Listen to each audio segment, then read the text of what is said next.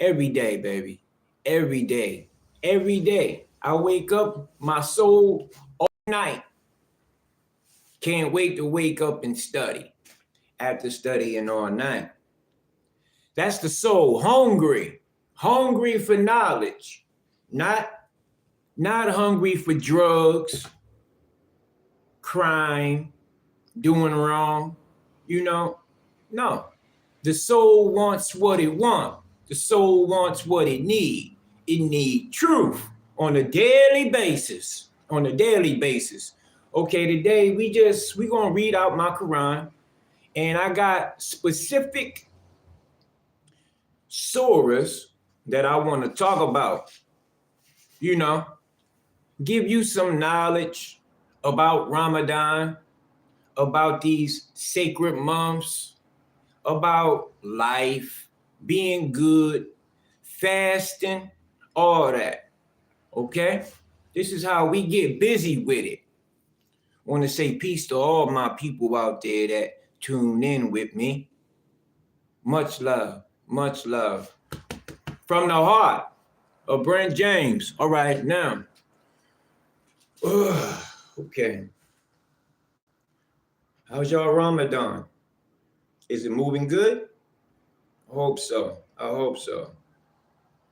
This is a time where you test what you made of. Can you refrain from doing your routine? That's hard to do, ain't it? To stop doing what you've been doing your whole life, which are natural things. Sex, eating, entertainment, drugs. Natural things in an unnatural world, but natural things in an unnatural world. Stop all that and start living righteous. Basically, you're cleansing yourself. This is a cleansing of your mind, your body, and your soul. Ramadan. It's a time to reflect, not only refrain from intoxicants and evil doings, not only refraining from that, but speaking good words, having good talks with your woman, your man, your mother, your father, your kin, building on positive subjects that bring about change, bring about growth, not anger, not envy. We don't want to talk about those things. There's enough of that out there already. Let's switch the topic up. Speak about something positive. And I know it's hard to find something positive to talk about in this evil world, but you can find it when you talk about you and what you want to do with your soul, your plans. There's positivity in your future, but you got to speak it into existence now. This is why you have to guard your tongue. It's a small rudder, but a small rudder on a boat has power over the yacht. Okay? The tongue can start fires, man. And it can alleviate them as well. Let's get to the study. I'm going to start with this. Okay, it says, this is, we're going to chapter 9, verse Surah 36. Surely the number of months with Allah is 12 months by Allah's ordinance, since the day when he created the heavens and the earth. So it's been 12 months on the calendar since the beginning of the creation of the heavens and the earth. What? 4 months? Okay, so hey. All right. Surely the number of months with Allah is 12 months by Allah's ordinance, since the day when he created the heavens and the earth. Of these, 4 are sacred. So out of these 12, 4 months are sacred. That is the right religion. So wrong not yourselves therein, and fight the polytheists altogether, as they fight you all together, and know that Allah is with those who keep their duty. Postponing of the sacred month is only an addition in disbelief. You hear that? Postponing of the sacred month is only an addition in belief, whereby those who disbelieve are led astray. They allow it 1 year and forbid it another year, that they may agree in the number of months which Allah has made sacred, and thus make lawful what Allah has forbidden. The evil of their doings is made fair seeming to them, and Allah guides not the disbelieving people. So, people who postpone the sacred month to move it to another time, those are the disbelievers. They allow it 1 year on this date, and the next year they allow it on another date of another year, that they may agree in the number of months which Allah has made sacred, and thus lawful, and thus make lawful what Allah has forbidden. He forbidden you this. He tells you the sacred months. The sacred months are these. Let's go down here. 37.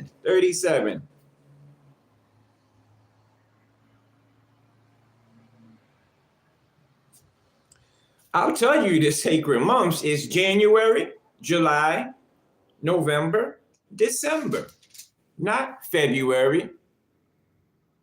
But this is what Allah says. They change it.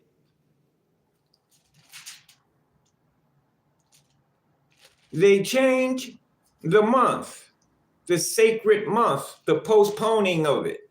They change. Okay, now let's read about it, right? So we'll say, according to most of the commentators, Nasi means postponement. And the reference here is to the practice of postponing observance of the sacred month, thus allowing an ordinary month to be observed as sacred, and the sacred month to be treated as ordinary.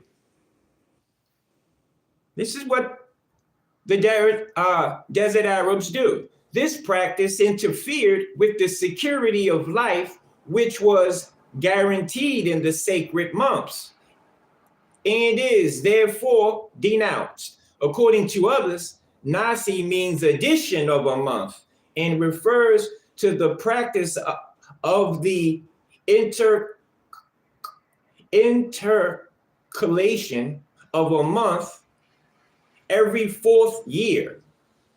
Yeah, this is what they do because of the moons. Because every 10 years you set back. I don't know. Okay. Prefers the first and says that the 3 successive months of Dhul al-Qa'dah, Dhul al-Hajjah, and Muharram seemed too long for them to refrain from their depredations and bloodshed, and therefore they violated the last of these, keeping sacred instead the next month. So this is Maulana, the translator of this, a Indian brother. Well, they say he's from Pakistan, but when he was living there, Pakistan was called India. Okay, so yeah, good brother, good translator. Okay, so what they did, they do it when they want to do it, when it's convenient for them. They told you the sacred months. Dhul al-Hijjah, January. Dhul al-Qa'dah, no, that's January. Dhul al-Hijjah, no. July is Rebum. It's a little word, but check it. I don't even want to get into all that. All right. So you heard what it was. Okay. They switch up the months so you're confused. Okay. Yeah. Sacred months is January, July, November, December. And if you ask me, Ramadan is in July. And that's the month that the Quran was revealed. If you ask Brent James, if you ask me. All right, so check it out. Surely the number of months with Allah is 12 months by Allah's ordinance since the day he created the heavens and the earth. Of these 4 are sacred. Of these 4 are sacred. That is the right religion. So wrong not yourselves therein, and fight the polytheists all together as they fight you all together, and know that Allah is with those who keep their duty. Postponing of the sacred month is only an addition in disbelief, whereby those who disbelieve are led astray. They allow it 1 year and forbid it another year, that they may agree in the number of months which Allah has made sacred, and thus make lawful what Allah has forbidden. The evil of their doings is made fair seeming to them, and Allah guides not the disbelieving people. All right. So we learned that it's been 12 months. We know the sacred months, January, July, November, December. So what are we doing in this month? What is February? But hey, you do you. I'm not knocking you. You can pray, you can fast whenever you want to do it. If you want to do it with the world, when the world does it, then do it with the world. Maybe that helps. Maybe that encourages you to do it more when you see others. Do it, brother. Do it, sister. Shine. Because my Lord knows your heart. Even though it may be in the wrong place. It's in the right mind. It's in the right mind. Okay, now we want to go to chapter 2, Surah 96.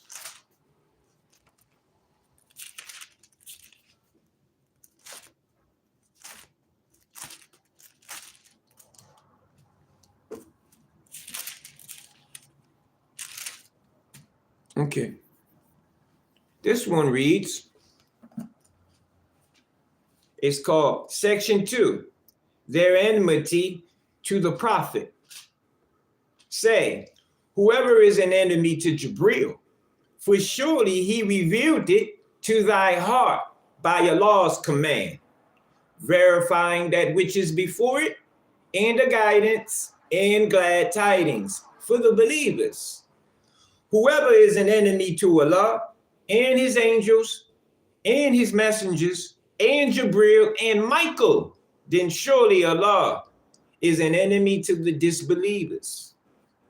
And we indeed have revealed to thee clear messages, and none disbelieves in them, and none disbelieves in them except the transgressors.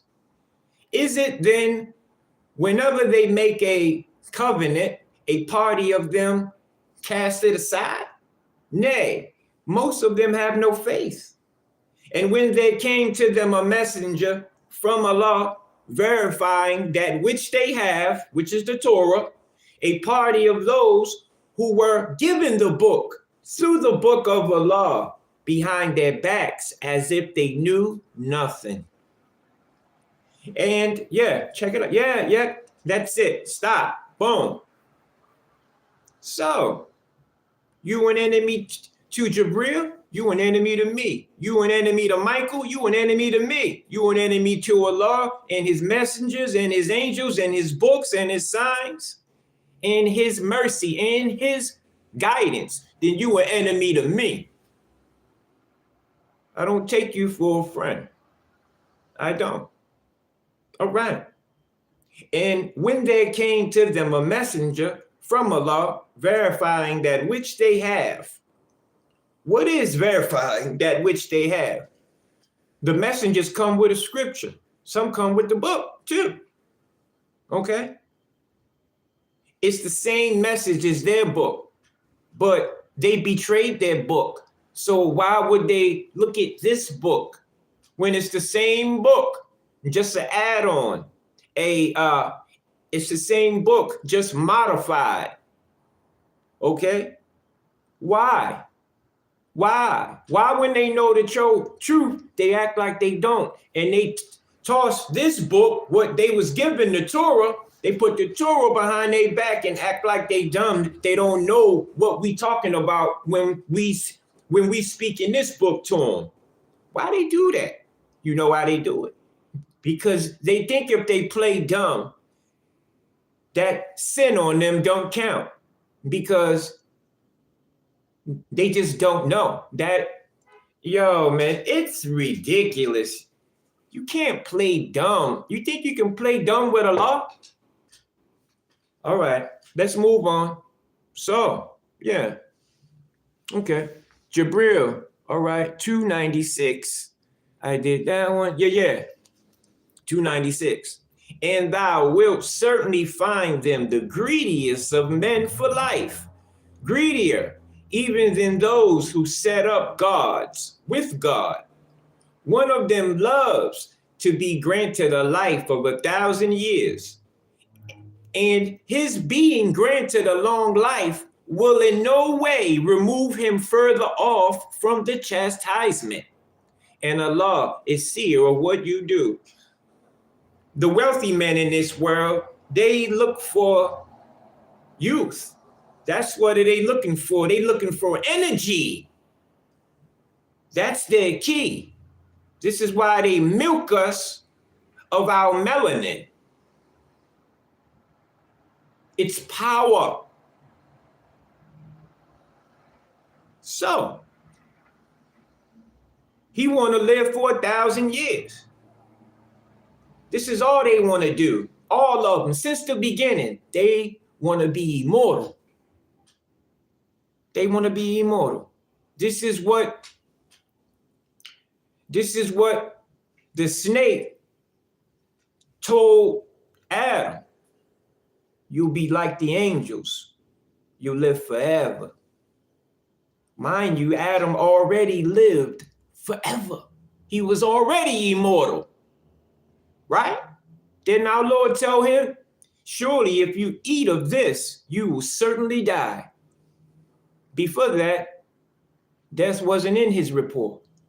Nah, but hey, it is what it is. Adam, love you. We gonna make it right. Adam turned to his Lord. He felt bad in the end. There's no sign of Eve, though, showing any remorse. And I'm not putting that out there to put wrong on women, okay? But these men would love to live a life of 1,000 years. And it in no way stops them from being chastised. In no way. So it's like, there's no escape of Allah's judgment. There's no escape. So, okay. Now, we're going to go to 109.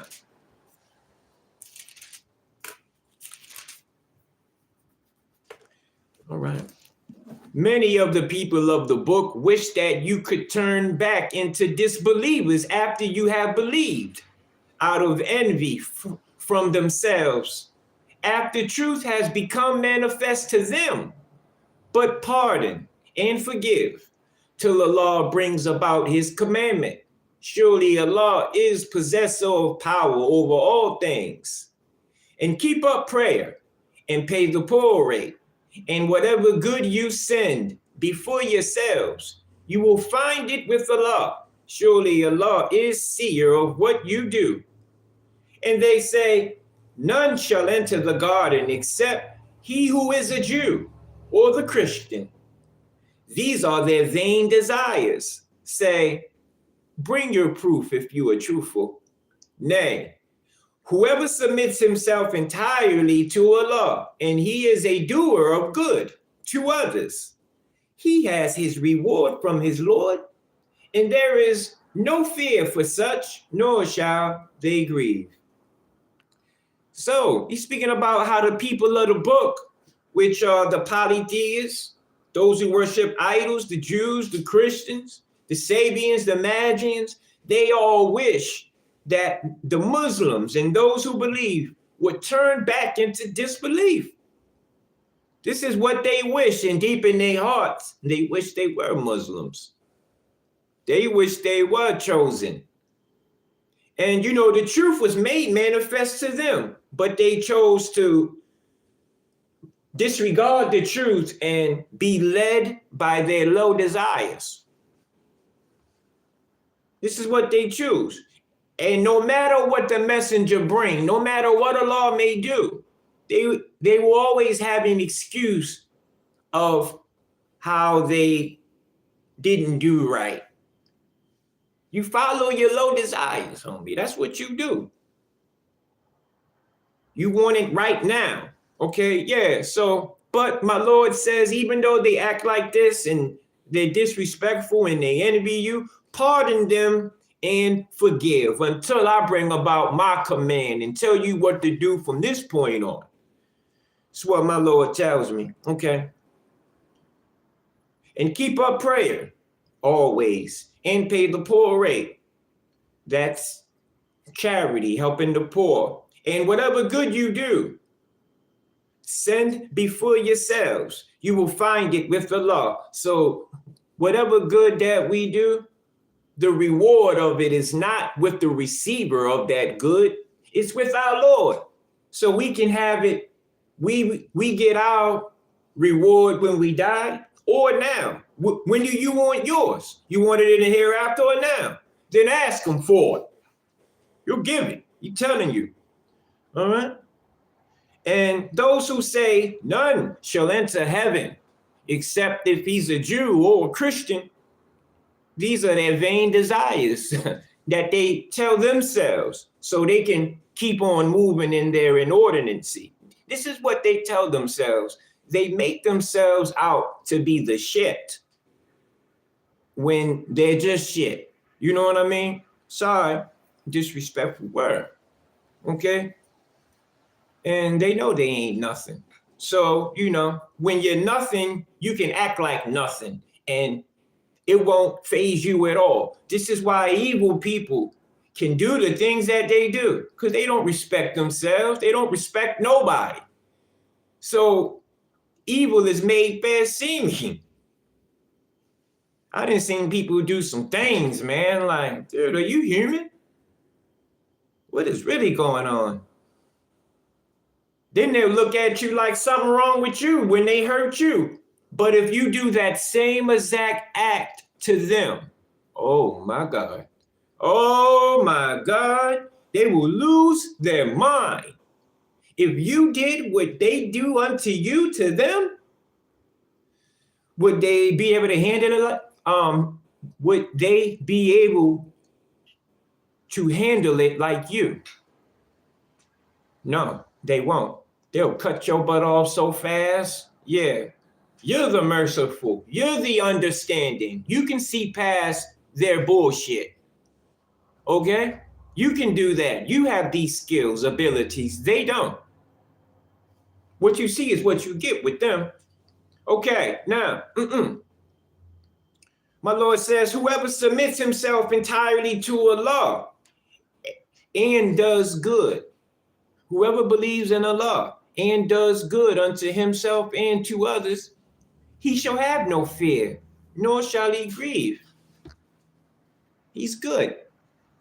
All right? So, and the Jews say the Christians follow nothing. All right, I already read all that. Okay, so we did that one, that one. Perfect guidance. Let's go to 119. Okay. Surely we have sent thee with the truth as a bearer of good news and as a warner, and thou wilt not be called upon to answer for the companions of the flaming fire. So we won't be called upon for those who burn. We don't answer for nobody except ourselves. We're responsible for ourselves. I know sometimes we feel obligated to our children, to our loved ones, but at the end of the day, when this here judgment comes, we are divided. Believe it. We become divided. This is why our Lord prepares us, and about, like your wife and your children, they are in a peril to you, but don't submit to them, submit to me. I take care of them. Okay?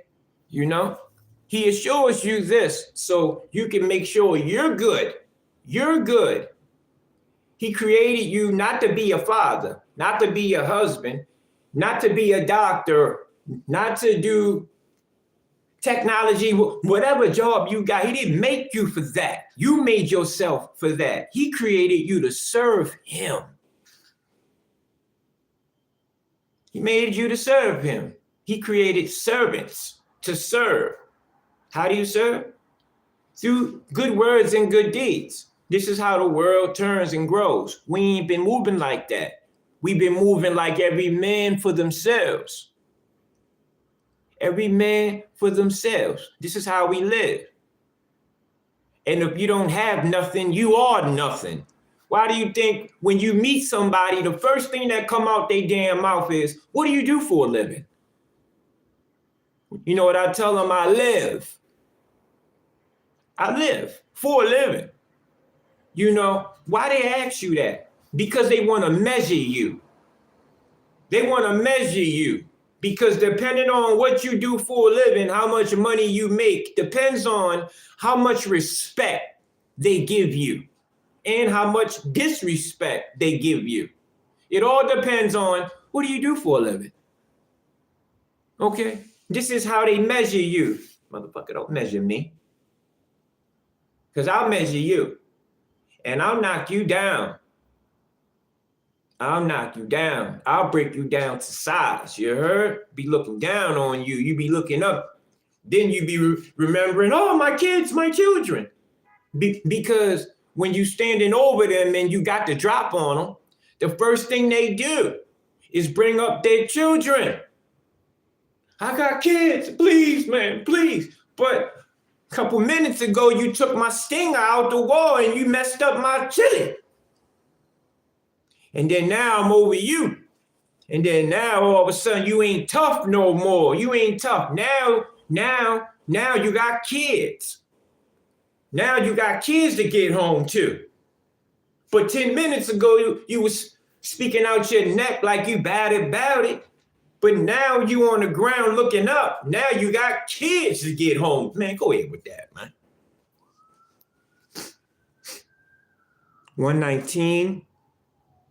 Yes, surely we have sent thee with truth as a bearer of good news and a warner. And thou wilt not be called upon to answer for the companions of the fire. And the Jews will not be pleased with thee, nor the Christians, until thou follow their religion. I know that's the truth, man. I live across the street from a church, and bro, they don't. I remember one time a lady and her son, right after church, she got hit.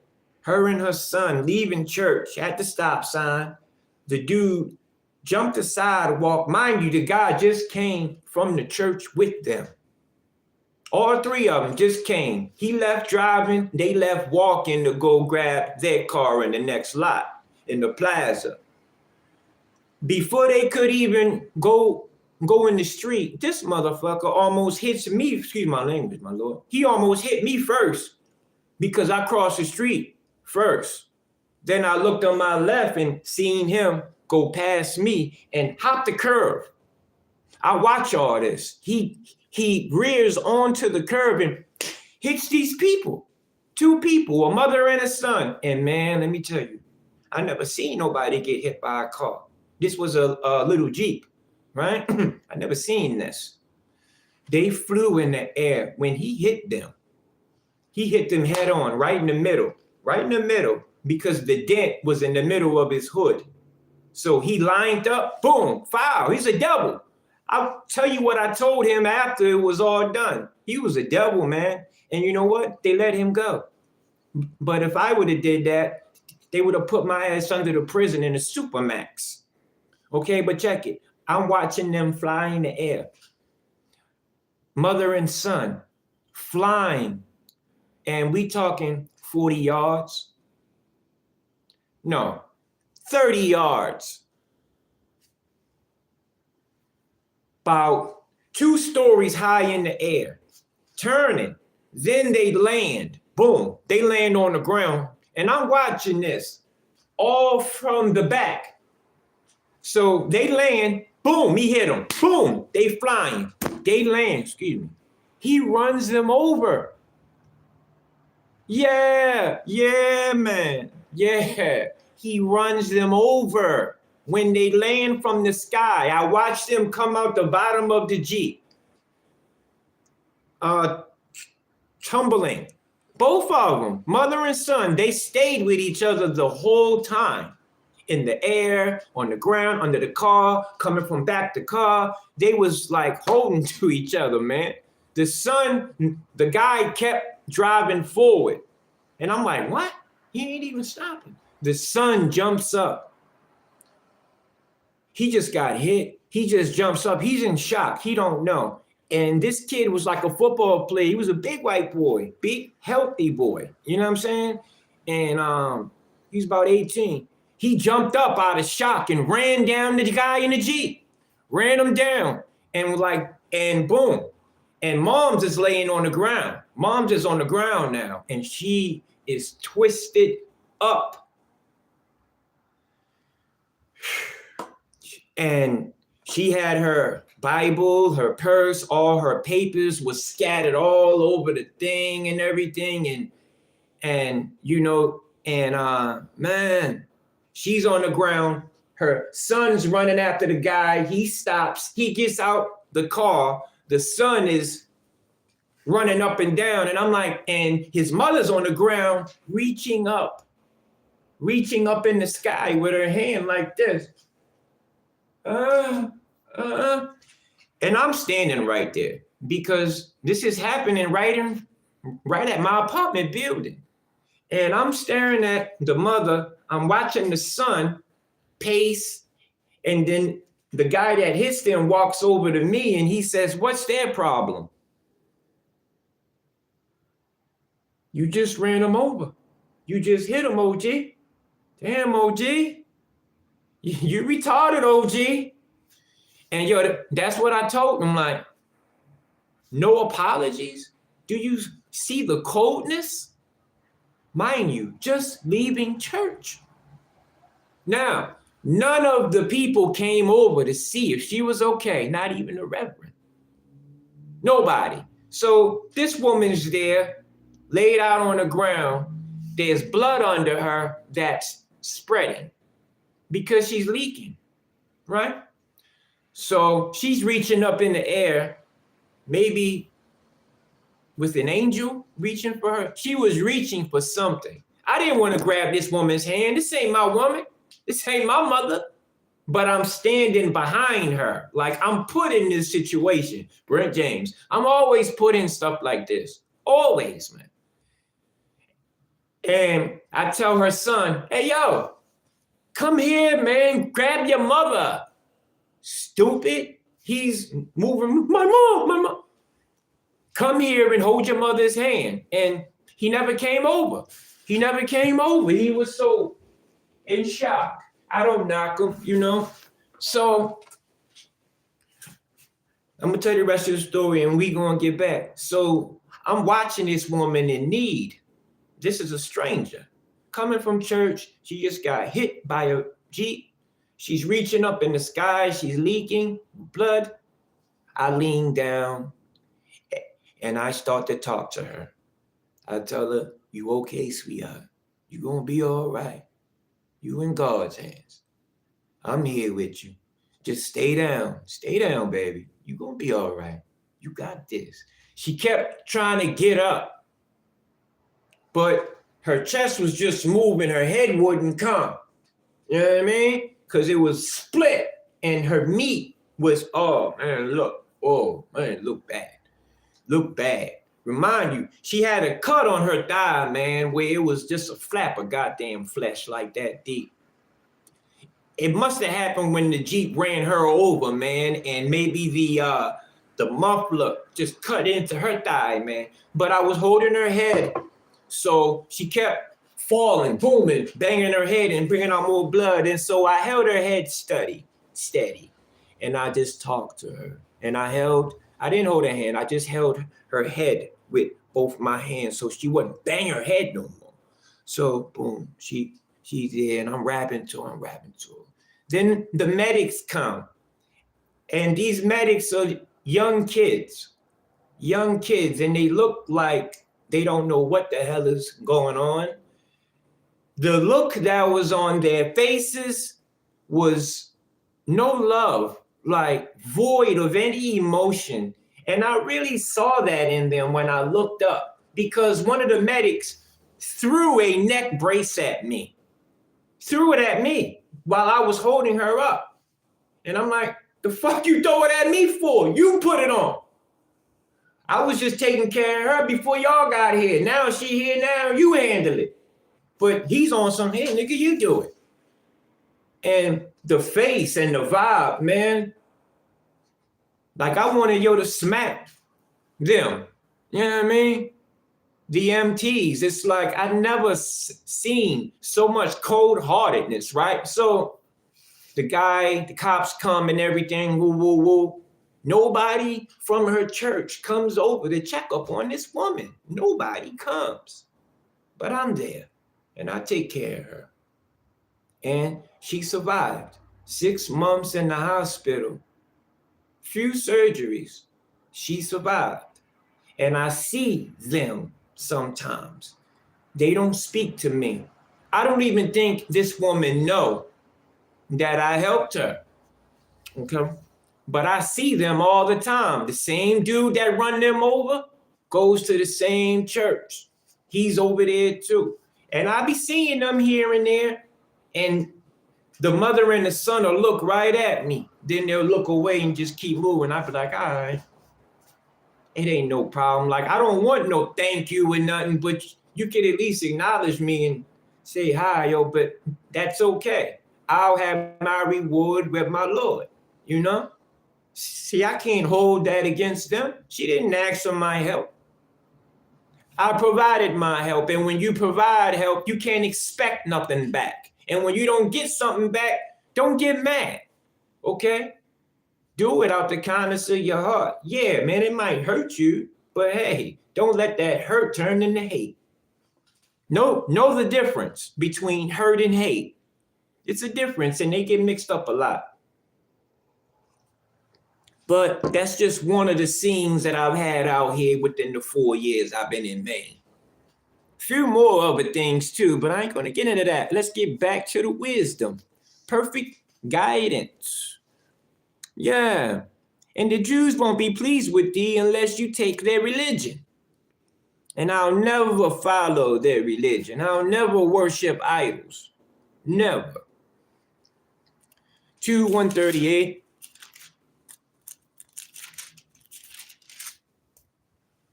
Okay. Say, we believe in Allah and in that which has been revealed to us, and in that which was revealed to Abraham and Ishmael and Isaac and Jacob and the tribes, and in which was given to Moses and Jesus, and in that which was given to the prophets from their Lord. We do not make any distinction between any of them, and to him do we submit. My Lord makes no distinction between his messengers. Like I said, we do, you know. They all the same to him. They all serve him. So, if they believe as you believe, they are indeed on the right course. And if they turn back, then they are only in opposition. But Allah will suffice thee against them. And he is the hearing, the knowing. You heard that? Allah always has your back. When they ride on you and you think you outnumbered and you gone, I need you to pray and then put up your dukes. Put up your dukes. Because fighting is ordained for you. It may be a thing that you don't like that's good for you, and a thing that you like that's not good for you. Maybe that'll be it. Fighting is ordained. It's prescribed to Muslims. Yeah, we fight anyone who oppresses. That's who we destroy, period. And when you fight against those who disbelieve, you are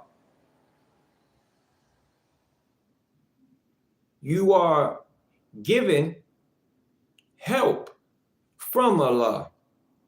Allah will suffice thee against them.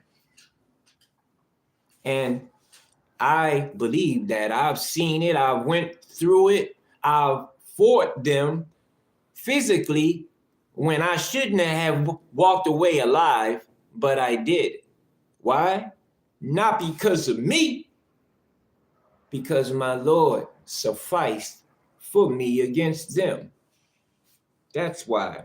Now, we take Allah's color. We take Allah's color. We take Allah's color, and who is better than Allah at coloring? And we are his worshipers. Now, this is the angels saying we take Allah's color, but we don't know the color of the angels. They can appear as men, so they can be black men, white men, and every tone in between. And in their true form, I would assume they're made of light. So they take the color of Allah, and who is better than Allah at coloring? And we are his worshipers. Let's see what Maulana has to say and give us a little bit more understanding on the coloring. 138, let's see. Sabga means dyeing or coloring, and also dipping or immersing in water. Hence, sibga indicates baptism, which the Christians affect by immersing in water. Sibgaha also means religion, because religion brings about a change in the mentality, because religion brings about a change in mentality and gives its own color to a man's views. The religion of Islam is called Allah's color because Allah is uppermost in a Muslim's ideas, and because his views are as broad as humanity. This particular word, sibga, has also been adopted here as a hint to the baptism of the broad principle of faith, accepting the prophets of all nations, that brings about change in the mentality of men. It is through this baptism that the new birth is received, because it opens the mind for the reception of all truth and inspires it with love and reverence for all good men. A Muslim's conception of Allah is very broad. It includes all that is best in all other religions, but is free from limitations they put. Therefore, no one who is true to his religion can dispute the Muslim conception of the divine being. Moreover, every religion of the world limits the spiritual sustenance of God to one nation or one country. A Jew thinks that God revealed truth only to the Israelites. A Christian thinks that the truth was revealed only to Jesus. A Hindu thinks that God revealed the truth only to the sages of India. A Zoroastrian thinks that the truth was revealed to none but Zoroaster, not to Islam, which says that the truth was revealed to every nation.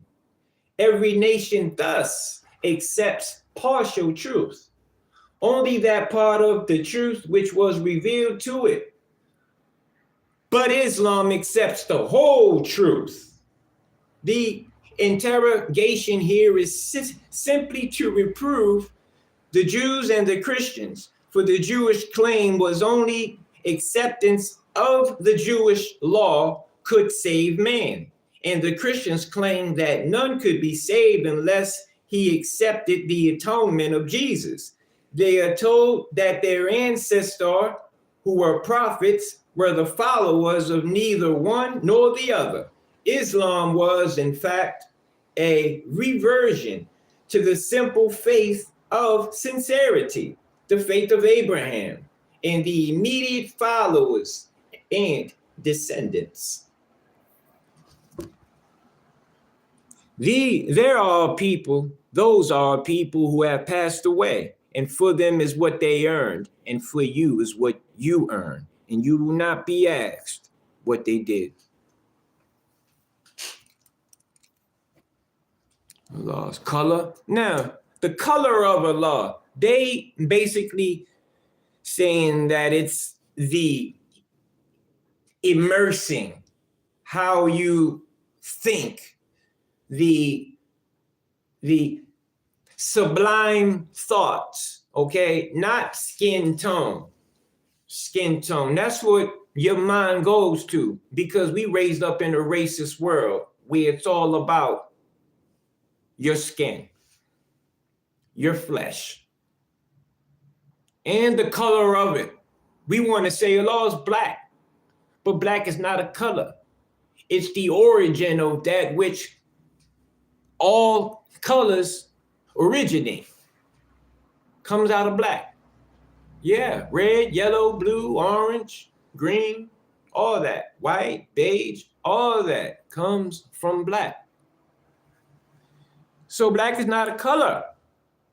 So we take Allah's color, and who is better than Allah at coloring? And we are his worshipers. This is the angels speaking, not man. They take Allah's color. We trying to be Allah's color. Yeah, all right, check this out. Try you. 155. Okay. And speak not of those who are slain in Allah's way as dead. Nay, they are alive, but you perceive not. You don't die as a Muslim. You just go to the next world. That's it. That's it.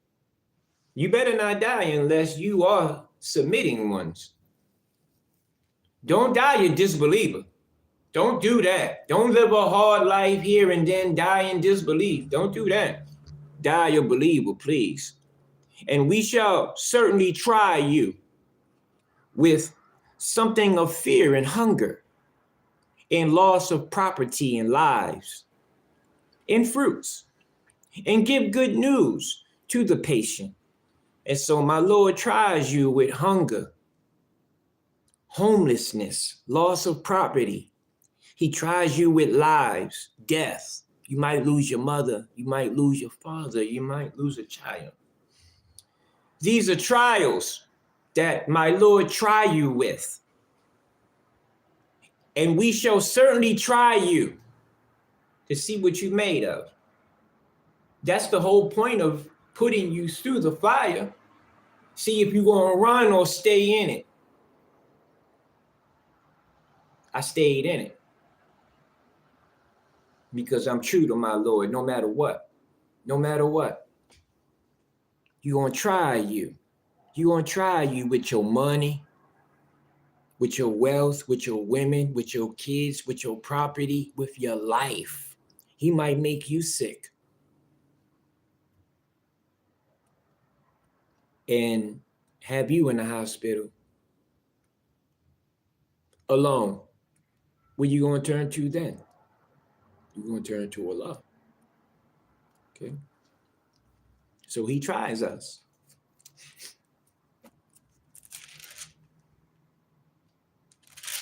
Check it out. And we shall certainly try you with something of fear and hunger and loss of property and lives and fruits, and give good news to the patient, who, when a misfortune befalls them, say, surely we are Allah's, and to him we shall return. Those are they on whom are blessings and mercy from their Lord, and those are the followers of the right course. So when these things happen to us, what do? We say, I belong to Allah, and to him I return. Those who say that, blessings and mercy is upon them. And those who say that, those are on a right course from their Lord. Yeah. Check it out. Those who conceal the clear proofs and the guidance that we revealed after we have made it clear in the book for men, these it is to whom Allah curses, and those who curse them too. Except those who repent and amend and make manifest the truth, these it is to whom I turn mercifully. And I am the oft returning to mercy, the merciful. Those who disbelieve and die while they are disbelievers, these it is on whom is the curse of Allah and the angels and men, of all of them, abiding therein. Their chastisement shall not be lightened, nor shall they be given respite. And your God is one God. There is no God but he. He is the beneficent, the merciful. Right. We're going to take a 5-minute break. Let that marinate on that brain. Be right back. Give me a minute. Ali, boom by it. Come on, Ali. Get this boy.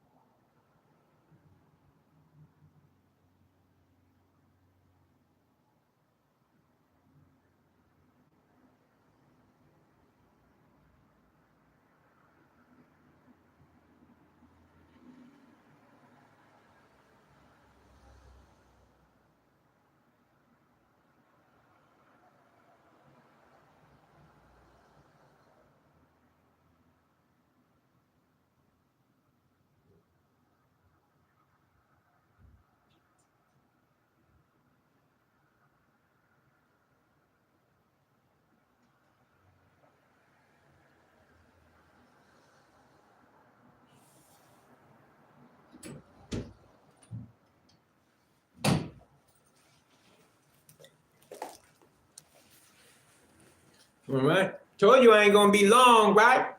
I ain't gonna be long, man. Come on now. Ain't up in the mirror, you know what I mean? Nah. Let's do this. We got somebody up in here. No signal. All right. We gonna try to strengthen your signal so you can get that Wi-Fi, you heard? Check it out. I got a person watching, his name is No Signal. we gonna help this brother out with a signal. There is life after no signal. It's like the Wi-Fi thing when it's a certain, you ain't got no single. No single. You ain't got no signal. So you ain't getting no knowledge. Nothing can't come in. You know what I mean? It's turning, the circle busy. The brain is busy. Ain't that deep? Let's peep it. That's how I read into things. You know what I mean? Names are powerful, man. Names are powerful. It tells you what the thing is. This is why Allah taught Adam all the names. Because when you know a name of a thing, you know the biology of it. You know the science. You know what it do and what it don't. You know the pros and the cons. You know the science of a thing when you know the name, especially when you name it. You have to know the ingredients to name it. So Adam knows all. He's all about knowledge, pure knowledge. All right. We went through try you, 159. Those are cursed. The cursed ones, yes. Except those whom God is one God. Okay, we did that. The curse, objects of worship. Let's go here. Chapter 2, Surah 159. Sorry. All right, check it out. Hold up. No. Chapter 2, verse 165. I'm sorry. Check it out. Yet there are some men who take for themselves objects of worship besides Allah, whom they love, as they should love Allah. And those who believe are stronger in their love for Allah. And that the wrongdoers had seen, when they see the chastisement, that power is wholly Allah's, and that Allah is severe in chastising. When those who are followed renounce those who followed them, and they see the chastisement, and their ties are cut asunder, and those who followed will say, if we could but return, we would renounce them as they have renounced us.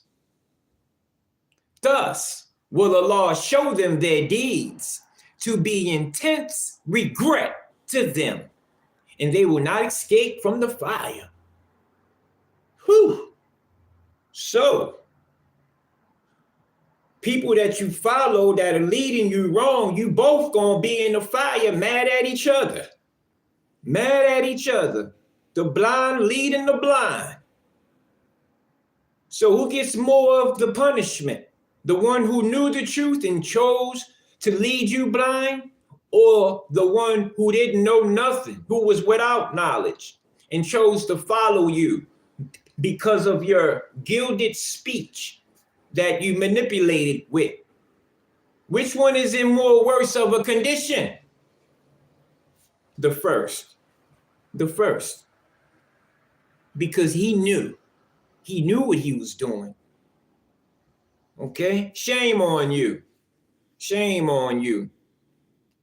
that you know better, yet you still do wrong. Shame on you. Double chastisement for your ass. Excuse my language. Oh, men, eat. Check it out.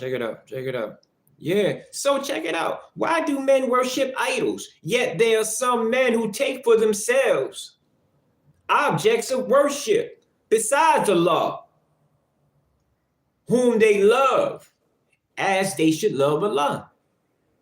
What's your object of worship? Mine used to be women. Mine used to be women and dope. Used to sell dope and sniff it. Believe it. That was my objects of worship. The heroin and women. Those are my objects of worship. And money. Okay? Yeah. You know, being the baller. Big baller type, Nick. You know what I mean? Yeah. You know? Those were my objects of worship. I worshipped that woman and how she made me feel when I climaxed. I worshiped that feelings. You don't really worship the woman. You worship how she make you feel. She don't worship the man. She worship how he makes her feel. Do we worship feelings? Feelings are objects. What's an object? That which is inanimate. This is an object. That which has no life. Feelings have life. They're not tangible. They can be made tangible. But yeah, you get it. What's your object of worship? Some do like cars. Remaking cars, you know what I'm saying? Low riders, you know what I'm saying? Old schools, you know what I mean? Some like houses, you know? Objects of worship, guns. Niggas love guns, you know what I mean? These are objects that are not living things. They don't breathe. You name them with your own names. They are not to be worshiped. They should not be held in more regard than your creator. You're going to worship the object, or you're going to worship the mind that created the object and brung it into existence. Who created that mind that seen the object in the unseen realm first? Who delivers thoughts to you, Satan or Allah? Allah delivers my thoughts, so my acts reflect him. The devil used to control my thoughts, so my acts and my deeds reflected him. And you know what? When I was doing evil and doing wrong, I still wasn't a part of the group. I still wasn't accepted by them. I still was hated on. I still was rejected. Even though I was doing what they were doing. So even as a dope fiend, I wasn't accepted. Even as a thug, I wasn't accepted. Even as a robber, I wasn't accepted. I didn't feel like it was home. You know what I mean? Yet the other robbers would all know each other and all that. But I was always the sore thumb. Always. Why is that? Why is that? Because I'm in the wrong business. That's why. Because I'm putting my energy and my love into objects instead of the creator. And I'm chosen. And you can run from that as long as you want, because Allah gonna turn the heat up on your ass. The more you run from your Lord, your duty as a Muslim, you're gonna turn that heat up. You know how we got the stove, we could turn it on high, you gonna turn it on high on your ass, man. Yeah, man. Yeah, when you chosen, you chosen. It ain't no running from it. When you run, bro, listen, it ain't no running. You running from the inevitable. Let's get back to it. So, the cursed objects of worship, that they should worship like Allah. Worship Allah, not no object. Yeah, because, you know, that body gets old, gravity comes, dicks stop getting hard, vaginas stop getting wet, titties drop, ass drops, mouth get dry, body gets shriveled up. You still gonna worship that object? Does it lose its value when you have no use for it no more?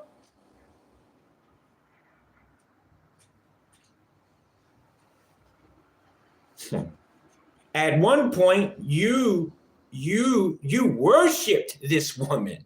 I mean, you would drink her bath water, farts in it and all. You would drink her bath water with a damn straw.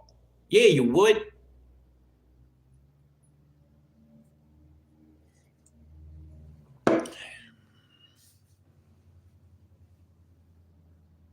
And now she can't stand the face. She can't stand the likes of you now.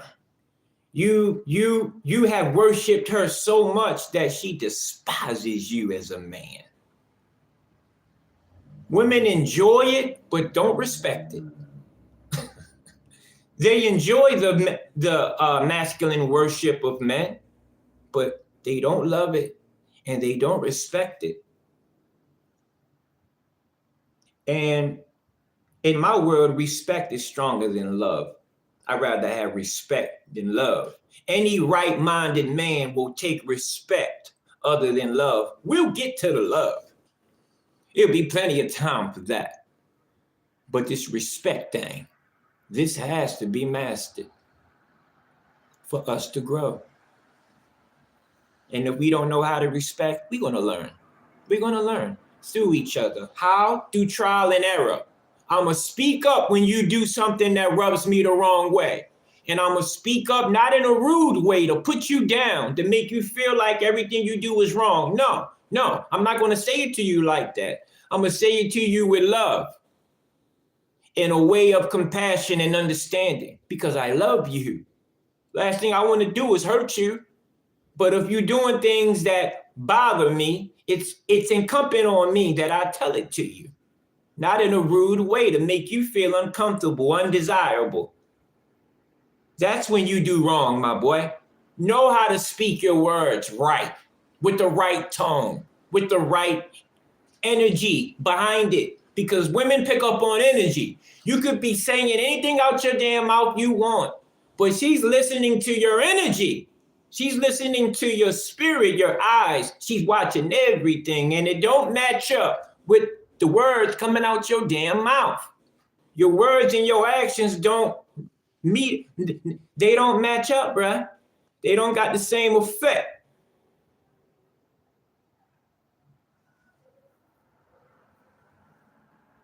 You can hear them talk words out their mouth to you, but the look in their eyes, I love you. Does that look like I love you? Or like this? I love you. Do you see the difference in my eyes? Okay. My words are telling you the lie. My eyes are telling you the truth. Look at a man's eyes. Look at a woman's eyes. When they lie, they look away. When they lie, they laugh. They smirk. They smile. Like that. Women do that a lot. I didn't mean it looks so creepy, but women laugh and smile when they're wrong. Oops, did I tell a secret? Let's get back to it. You got to take care of them. They're our women. We are their maintainers. Let's get back. Okay, yet there are some men who take for themselves objects of worship besides Allah. Forget them men, right? To hell with them. The cursed objects. We got that. 108. Okay, I'm on time. What's righteousness? Chapter 2, Surah 177.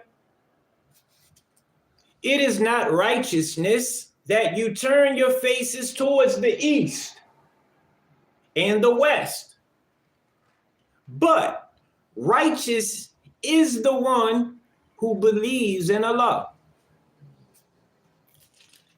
and the last day and the angels and the book and the prophets, and gives away wealth out of love. These are the people. This is righteous. Now listen, this is righteousness. Listen. And gives away wealth out of love for him to the near of kin and the orphans and the needy and the wayfarer and to those who ask, and to set slaves free, and keeps up prayer and pays the poor rate, and the performers of their promise when they make a promise, and the patient in distress and affliction, and in the time of conflict. These are they who are truthful, and these are they who keep their duty. The duty of a Muslim is everything. I got videos on my page about it. You should look it up. The duty of a Muslim. You observe your duty with this do observe. This is telling you, man, listen, they say, where's your Qibla? Where do you face when you pray? It really don't matter. But look towards the east where the sun rises. That's what I do. But it really don't matter, man. It's a direction. My Lord encompasses all things. He's everywhere and nowhere at the same time.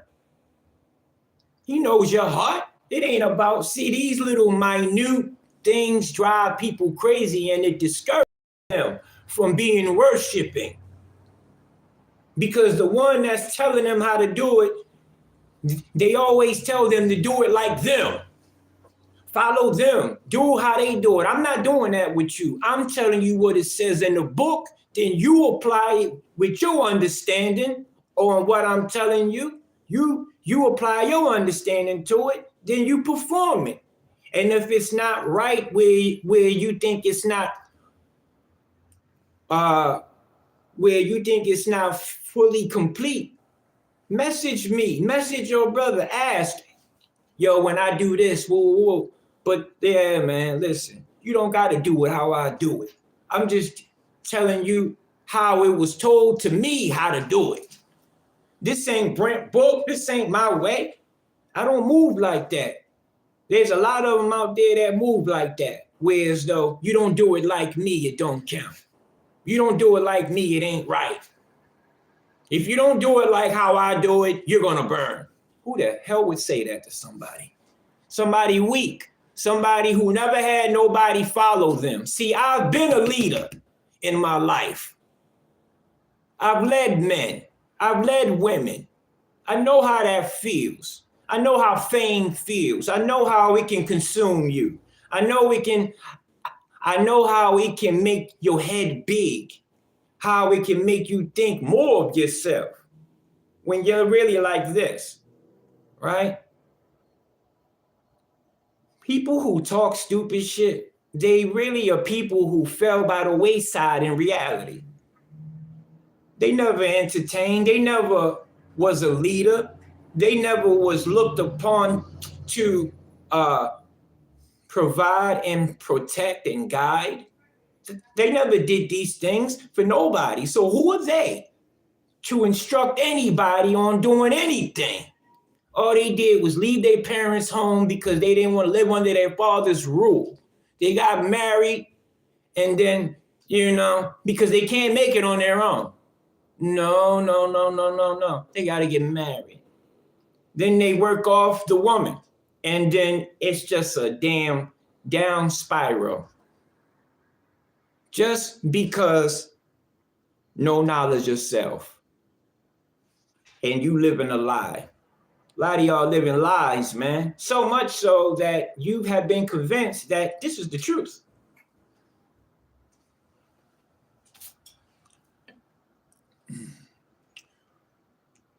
It is not righteous. I read that, right? And pay the poor and the patient. O you who believe, retaliation is prescribed for you in the matter of the slain, the free for the free, and the slave for the slave, and the female for the female.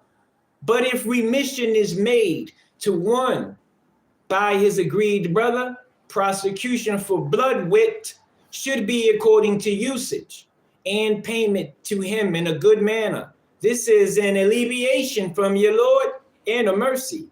Whoever exceeds this limit after this will have a painful chastisement. So retaliation is prescribed for you in the matter of the slain. Let's say you kill my brother unjustly and I want revenge. Not out of spite, not because I'm bloodthirsty, because you took my brother in an unjust fashion. And retaliation is on my tongue. I want revenge. My Lord says, your revenge is prescribed to you, my servant, but don't go beyond the limits. Don't go beyond the limits. So when somebody do you wrong and you have this urge, to get them back, get them back the way they got you. No more, no less. Because they're not like you to begin with. So what they give you, you can handle that. But that very same shit that they give you, they can't handle it themselves. This is why they give it to you. So when you mastered it and you give them back the very same pain, they crumble. They crumble. You didn't, though.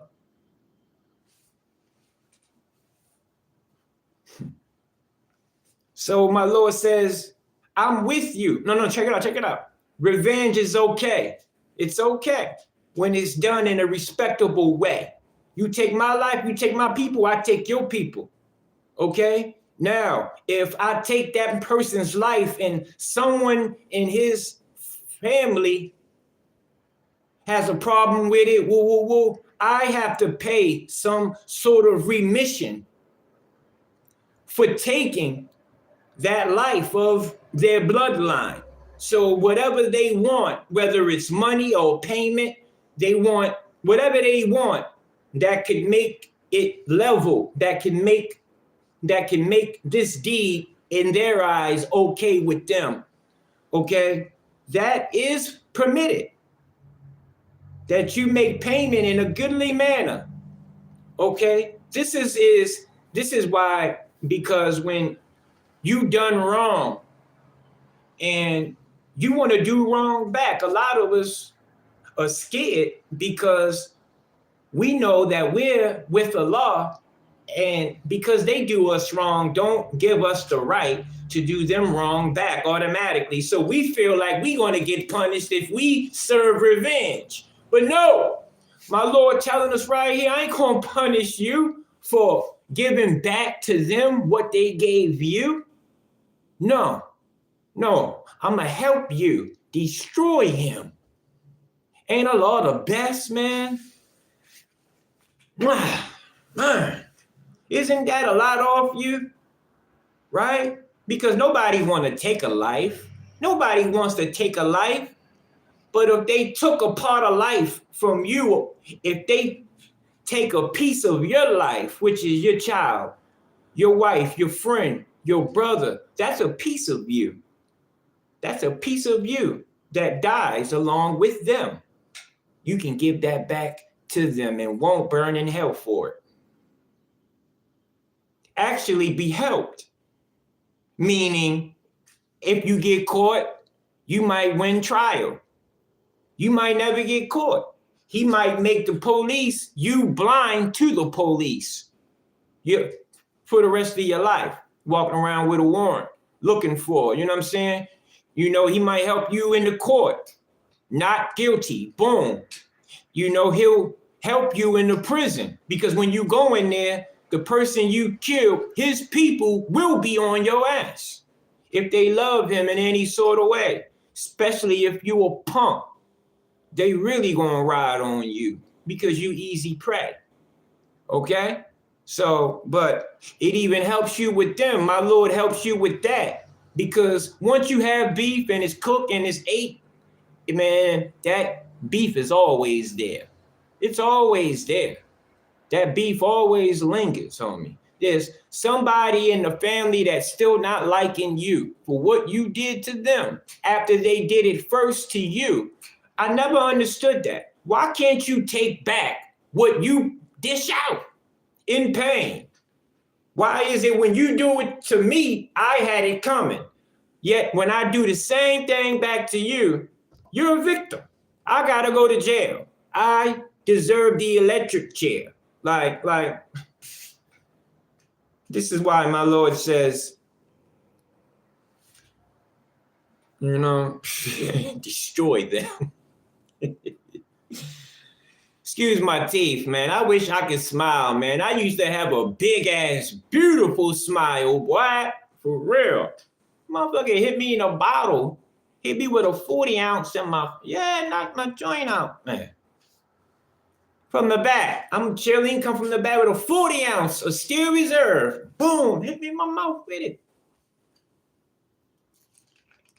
Okay, let me read this next one too. And there is life for you in retaliation, O men of understanding, that you may guard yourselves. It is prescribed for you. All right, so we did that one chapter. Okay, now we're going to go to the pilgrimage. 120. All right, I'm taking a lot of time. Chapter 2, page 197. It's called the pilgrimage.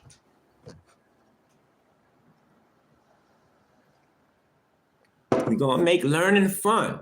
We're going to make reading the Quran fun. Hey, my people. The Mayan. Damien. The Mayan. I like that one. Only God is truly appreciative. Peace, my righteous brother. Allahu Akbar. Allah is the greatest. Yes, he is. And peace unto you, brothers, too. Love you, man. Thank you. Thank you, for watching. The pilgrimage. The months of the pilgrimage are well known. Are they? Are they well known, though? So, whoever determines to perform pilgrimage therein, there shall be no immodest speech, nor abusing, nor altercation in the pilgrimage. And whatever good you do, Allah knows it. And make provision for yourselves, the best provision being to keep one's duty. And keep your duty to me, O man of understanding. It is no sin for you that you seek the bounty of your Lord. So when you press on from Arafat, remember Allah near the holy monument, and remember him as he has guided you. Though before that, you were certainly of the erring ones. Yeah, it was. Then hasten on from where the people hasten on, and ask for forgiveness of Allah. Surely Allah is forgiving, merciful. And when you have performed your devotions, laud Allah as you lauded your fathers, rather a more hearty lauding. But there are some people who say, our Lord, give us in this world, and for such there is no portion in the hereafter. And there are some among them who say, our Lord, grant us good in this world and good in the hereafter, and save us from the chastisement of the fire. For those there is a portion on account of what they have earned, and Allah is swift in reckoning. And remember Allah during the appointed days. Then whoever hastens off in 2 days, it is no sin for him. And whoever stays behind, it is no sin for him.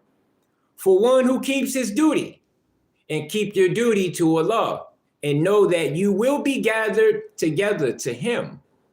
And of men is he whose speech about the life of this world pleases thee. And he calls Allah to witness as to that which is in his heart. Yet he is the most violent of adversaries. And when he holds authority, he makes effort in the land to cause mischief in it and destroy tilth and offspring. And Allah loves not the mischief. And when it is said to him, be careful of thy duty to Allah, pride carries him off to sin. So hell is sufficient for him, and certainly evil is the resting place. And of men is he who sells himself to seek the pleasure of Allah. And Allah is compassionate to the servants. O you who believe, enter into complete peace and follow not the footsteps of the devil. Surely he is your open enemy. But if you slip After clear arguments have come to you, then know that Allah is mighty, wise. They wait for nothing but that Allah should come down in them in the shadows. No. They wait for nothing but that Allah should come to them in the shadows of the clouds with angels. And the matter has already been decided. And to Allah are all matters returned. So this goes to the returning of Jesus. This is what every Christian brags about, looking forward to. And the desert Arab, they in the same era, because they waiting for not Jesus, not the second coming of Jesus, but the Arabs, the desert Arabs are waiting for Mahdi. Mahdi, right? Mahdi one means one who is self-guided. He has no teacher. He knows it all. He moves on his own accord. That's Mahdi. I could be Mahdi. Anyone who don't let nobody hinder them with their falsehood. Anyone who lets their heart and upright thinking be their guide. That's Mahdi. One who is self-guided. Self-guided. We all have a little Mahdi in us waiting to be born. Now, the second coming of Jesus, there ain't no second coming. And if it was, you know what it was? When Jesus left the first time, what did he say? It is incumbent on me to leave, because if I don't leave, the comforter won't come. Who's the comforter? Muhammad. Yeah, boy. Muhammad is the comforter. He is the second coming of Jesus. Yeah. You want to know what's next on the divine calendar? Judgment. Judgment. Judgment. Judgment. What they say? They wait to see Allah. They want to see him coming in the clouds. This is what they wait for. This is what they wait for. They wait to see him coming in the clouds with Jesus and all the angels. Yeah. They wait for nothing but Allah. But Allah should come to them in the shadows of the clouds with angels. This is what they waiting to see. And boy, if we did see that, it would be no good news. They want these angels to come. Angels don't bring good news, man. They don't. They bring revelation. And it's good news for people and real bad news for those other people. Okay? Thank you with the hearts. So, right? This is what they wait for. It ain't no second coming. It's the judgment, then it's the resurrection. Jesus sent his brother Muhammad, who taught what he taught, represented Jesus, Moses, Aaron, Mary, Amram, Noah, Jonah, all of them, man. All these prophets are related. They all tell you about, before they die, what do they all prophesize about? What could they even prophesize about? Who's coming next? The next one to come will be like me, will be likened unto me.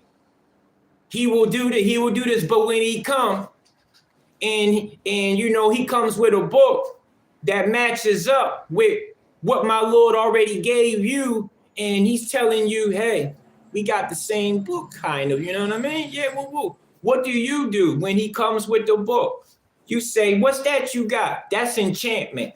We only follow what we found what our daddies worshiping, what we found our fathers worship. That's what we follow. We don't want nothing new. Our hearts are repositories. That means it can take no more. Nothing comes in, nothing goes out. It is sufficient with what it knows. So these people are stubborn people, okay? There's a seal on their hearts. They don't know truth. If it slapped them upside the head and spit on them, they wouldn't know it. Blind, deaf, and dumb. Okay, right there. Mankind is a single nation. This is chapter 2, verse 213. Mankind is a single nation. So Allah raised prophets as bearers of good news and as warners. These prophets and messengers are not gods. They're messengers of good news and warnings to people. Somebody got to tell y'all the truth. Somebody got to be chosen to fight against this evil ass world, man. He raises up these messengers out of every oppressed people on the earth. He raises up a messenger among them. He raised me up among black people and white people because I am black and white. So I'm a messenger raised for black people and white people. I'm here to unite. Yes, I am. But also to divide, sever, to cut asunder, because it ain't about black and white no more. It never was about that. We made it about that. We came up with white supremacy, which brings about a black inferiority, black inferiority, white supremacy, black inferiority, excuse me, right? You got to have both, right? Okay, they brung this up. What divides us is those who do evil and those who do good. Those of the light, those of the fire. Those who are awakened and have good in those who are asleep that have evil plans. That's the criteria. Islam is the criteria. This is the standard of living right here. Anything below this gets thrown in the pit of fire. Anything below this gets thrown in the fire. Why in the fire? Because the fire purifies your ass. It purifies you of all extremities, of all dross. That's what it does with gold. If you want to see what a thing is made of, like its core, what it's really made of, burn it. Burn it. Fire reveals the truth of a thing. You put anything through the fire, and we talking now with us, it's the fire of trials of life. How will you act after you get this divorce? How will you act when you get this 20 years in prison? How you gonna deal with this fire? What extremities will this experience give you, will bring out of you, and what good things it will put in you? We are all tried by the fire. Literal fire and subliminal fire, meaning trials and tribulations in life. That's our fire. How are we gonna perform in the fire? How would you perform while you burn? A lot of us say, hey, I'm burning. I might as well act like this fire and have a fiery temperament. Some say, I'm in this fire and I might as well be humble because I know what not humble brings, the burning. So yeah, man, it's deep. The fire purifies. Mankind is a single nation. So Allah raised prophets as bearers of good news, and as warners. And he revealed with them the book with truth, that it might judge between people concerning in which they differ. And none But the very people who were given it, the book, differed about it after clear arguments had come to them, envying one another, envying one another. So Allah has guided by his will those who believe to the truth about which they differ. And Allah guides whom he pleases to the right path. Like I said before, you don't choose Islam. You don't choose Allah. This ain't that type of religion. Allah chooses you. He chooses in whom he pleases to his path. Are you chosen? Has anybody approached you in your lifetime speaking about Islam and what they said caught your ear? You could feel it was genuine. Has that happened to you? That was a sign. That was a sign. That was Allah trying to make himself known to you so you can be guided, rightly guided in his path. He's choosing you. I was never chosen. It don't feel too good when you ain't never chosen. Especially when it's your own parents who bring you in this world. Especially when it's your parents. Then your children.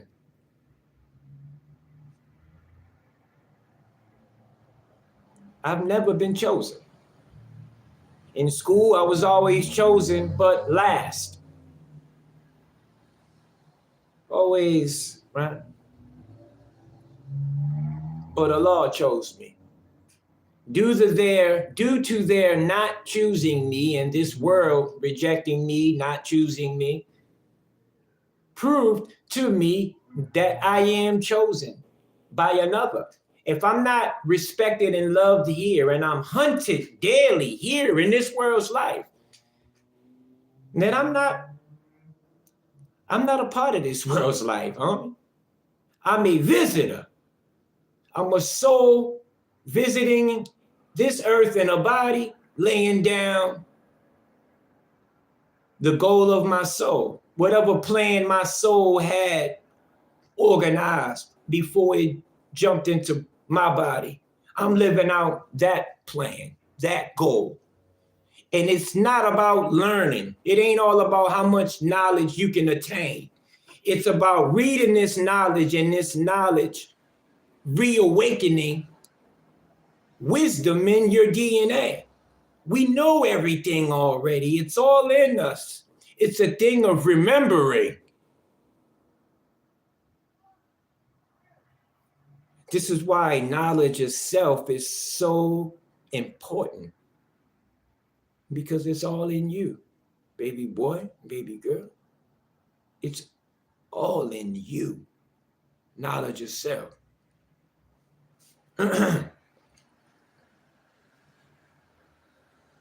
Okay. Now, we're going to go to chapter 2, verse 197.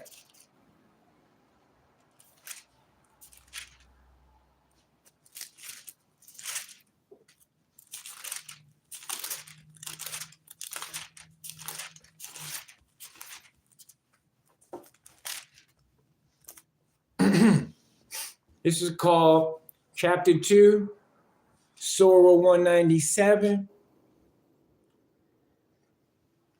Let me see what my people's talking about real quick. Oh, yeah. So who's on? I got a lot on here. No signal. What's up, everybody? Okay. All right.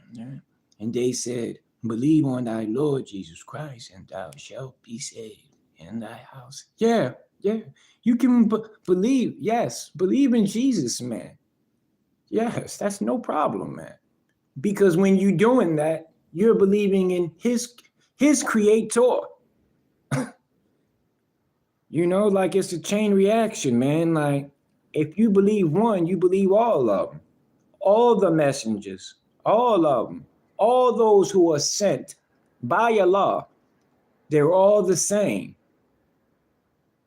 If you believe one, why can't you believe the next one? If they're all the same, giving the same message from the same God. Okay, let's get back to it. And they said, believe. Yep, they did. Piff, why you are a joker. Creation. Piff, why? I don't know what the fuck he's talking about. Jesus believed in one God, and I believe him, and God is indeed one. Yes, Damon. God guides those who purifies themselves, and God does not guide the disbelievers. You damn right. You damn right. They have no guide. They have no helper.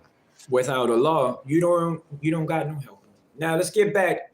This is the last part of the word of the day. This is the pilgrimage. The chapter called the pilgrimage. Chapter 88, page 88. No, chapter 2, page 88, Surah 197. The months of, no, man, I already read this, right? Arafat. Damn, I didn't went there, right?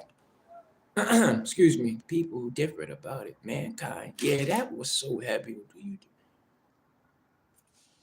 Fighting is enjoined on you. Hold on for just give me a minute, please. Yeah, okay, here we go. Those who believed and those who fled their homes and strove hard in Allah's way. These surely hope for the mercy of Allah, and Allah is forgiving, merciful. They asked thee about intoxicants and games of chance. Say, in both of them is a great sin and some advantage for men, and their sin is greater than their advantage. And they asked thee as to what they should spend. Say, what you can spare. Thus does Allah make clear to you the messages that you may ponder on this world and the hereafter. And they ask thee concerning the orphans. Say, to set right their affairs is good. And if you mix with them, they are your brethren. And Allah knows him who makes mischief from him who sets right. And if Allah had pleased, he would have made matters difficult for you. Surely Allah is mighty, wise. And they asked thee about menstruation. Menstruation. This is the woman, the period. It is harmful. So don't enter them on their period. You will get sick. That blood gets in your penis, man, and it gets in your stomach, and it will make you nauseous. It will make you nauseous. It will tear you up. Remember, blood is forbidden. Remember that. So make sure she's not on her period. Okay? Don't be grimy. All right, man. And they ask thee about menstruation, say it is harmful. So keep aloof from women during menstrual discharge, and go not near them until they are clean. But when they have cleansed themselves, go into them as Allah has commanded you. Ooh, Allah. You know what I realized about my book? My Lord, he promotes men and women having sex, man. He wants man to enter his woman. You know what I mean? Like, this is not a shameful act, man. This is how love is created. When you make love with a woman and you make a child out of that love, that child is a symbol of love between you and that woman. It's the representation of both of your love made into one being. Sex is good. Right, baby girl? Let me get a 7 in the chat. I know my baby always watching. Ain't it good, baby? Where she at? Ow, what's up, homie? Peace unto you. Yeah, stay away from them when that blood is dripping. You don't want that. Back in the day, they used to call it baby back ribs and, you know what I mean, with the sauce. It was gross, man, you know? But when they have cleansed themselves, go into them as the law has commanded you. He commanded you to make love to your wife. This is a commandment from your Lord. Don't deny her sex. Who are you? You know, there was a time when women played that game with men. Oh, I'm going to make him wait. You know, so I want to see if he really, really bout me like that. And so I'm going to keep the coochie from him. That's what I'm going to do. Yeah, and he going to give me whatever I want. Okay, now, right? Now men do that with women. Women have fell so far from on high that they have the lustful craving for men, like men have for women. It's like they have established this masculine hunger for dick. So to the point where as though men now in this day and age can play the same game, the keep away game that they played with us back in the day. Now men are playing it because men are acting feminine, acting like what they got is the wettest and the sweetest and the tightest. Bro, your penis sticks out. Okay? Her vagina goes in. Women are meant to receive. This is why her vagina goes in. Excuse me. They're meant to receive penis, receive gift, receive life. They are receivers. Men, we givers. This is why our dick hang out. That's why I poke out. Giving. We givers. Don't we like to give? Don't we like to spend money on our women and take them out? Yo, we givers. We are providers. Everything on us reflects on what we supposed to do. Our penis stick out. We give. We find joy in giving and making love. I mean, yo, it ain't nothing nearer than heaven in this earth besides a woman. No material object compares to a woman. And my Lord, he put love and compassion between us that we might find rest and peace in them. A lot of y'all haven't found peace in your woman because it ain't established in your heart. It ain't really established in you. You still going through things, brother.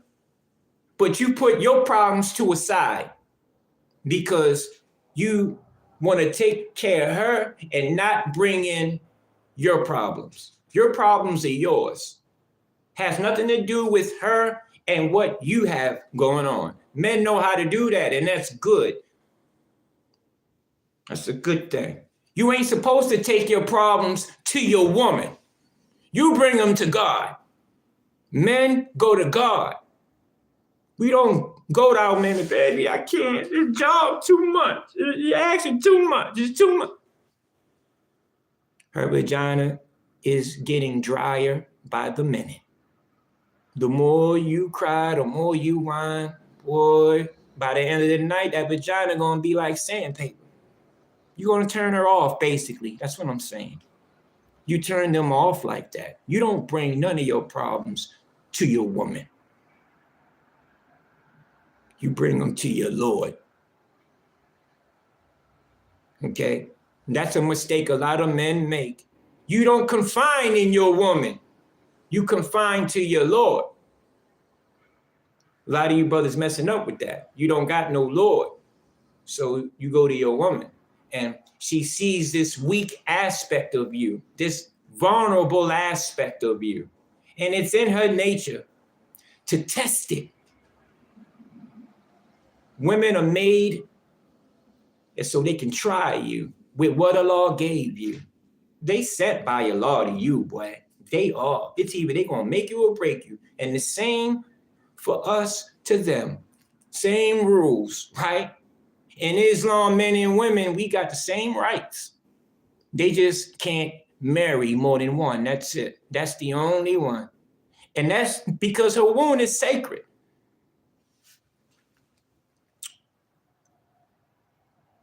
Yeah, so intoxicants and liquor, gambling, scratch tickets, Foxwoods, gambling at the casino.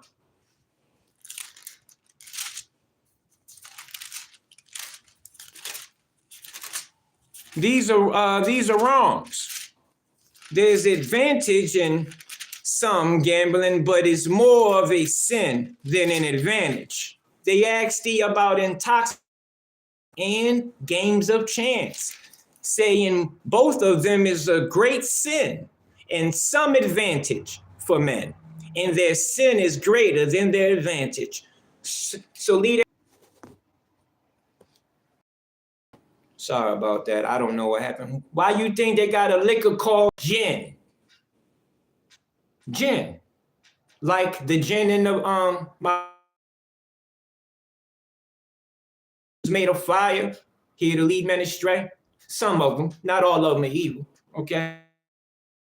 Yeah, we're talking about gin. Why would they make a liquor? Why would this liquor be so popular in this world and so much bloodshed has been in the name of alcohol, man? Like, so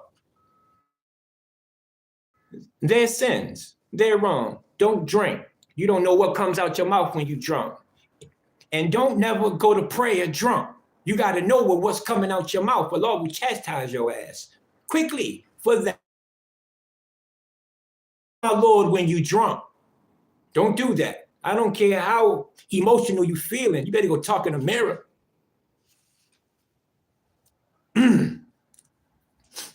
Okay, we almost done, all right? Okay, so.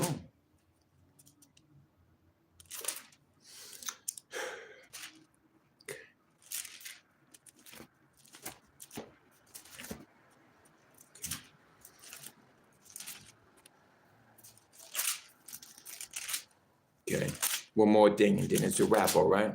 But nothing is bad as a born-again Christian, but women still go too far when they test men. It's hard to find a good woman. Yes, it is, my nigga. But excuse me, I need to say, that slips sometime, but check it. Yo, you brothers bug me out. Why? Because you think you're gonna find a woman that's gonna be perfect. You're just gonna find her like that. It don't happen like that, brother. Find a woman that has the potential to be what you're into. Let's say you're a Muslim. She's not, but she worships God and she's of a good nature. She's a nurturing woman. That's potential for her to be a wife, for her to be a Muslim woman, a righteous Muslim. That's potential you see in her. Then you get with her. Due to that potential, then you add to it. Then you make her into everything you want her to be over the course of time. Ain't that something? Nothing will come to you perfect, brother, sister. Never. It's on you to perfect it.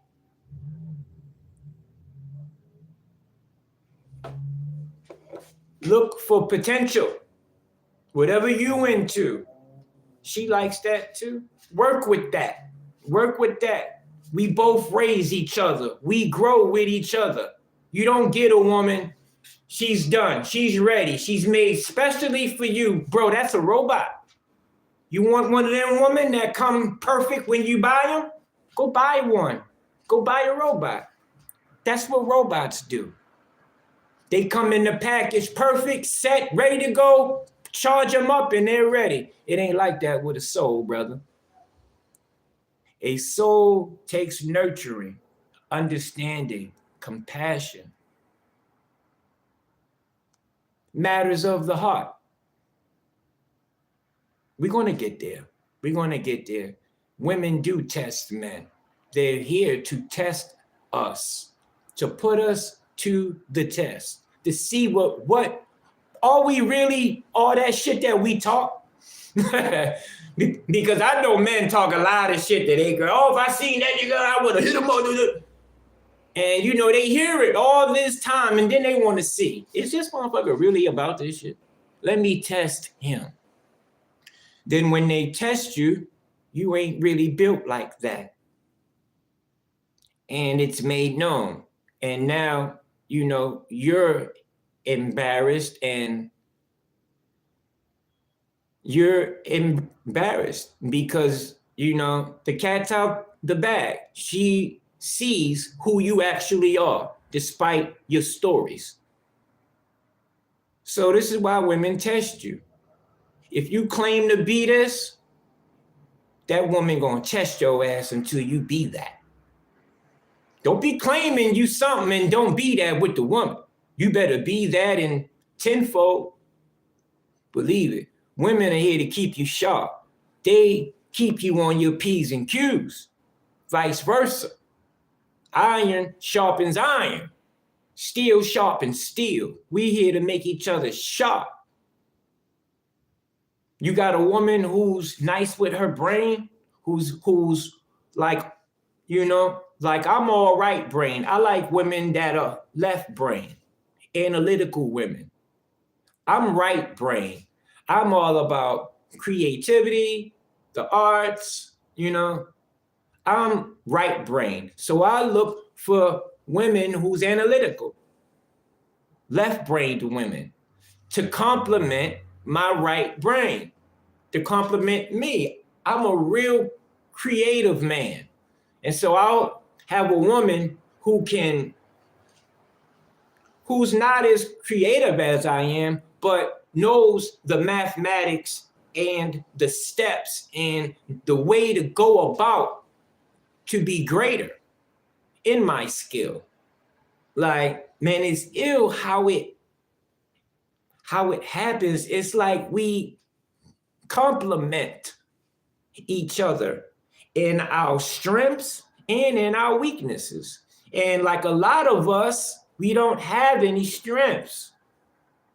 We just have weaknesses. So when you always complimenting each other's weaknesses, what do you get out of that? Arguments, fights, bills, this, that. You don't get nothing. So make sure you right before you get a woman. You got to be right first, brother. You got to be right. You got to know who you are, know your duty, what you here to do. And this woman, the woman you get, helps you with your task. She becomes like a taskmaster / PO / parole officer. Okay? She's like taskmaster. She helps you with your task. My woman helps me with spreading the message of Islam. How does she help me? My woman analyzes my videos and tells me how good I do and what could I do to make it better. And I thank her for that. And I apply it. I just don't nod my head, yeah, no. I listen and I take heed to it and I apply it.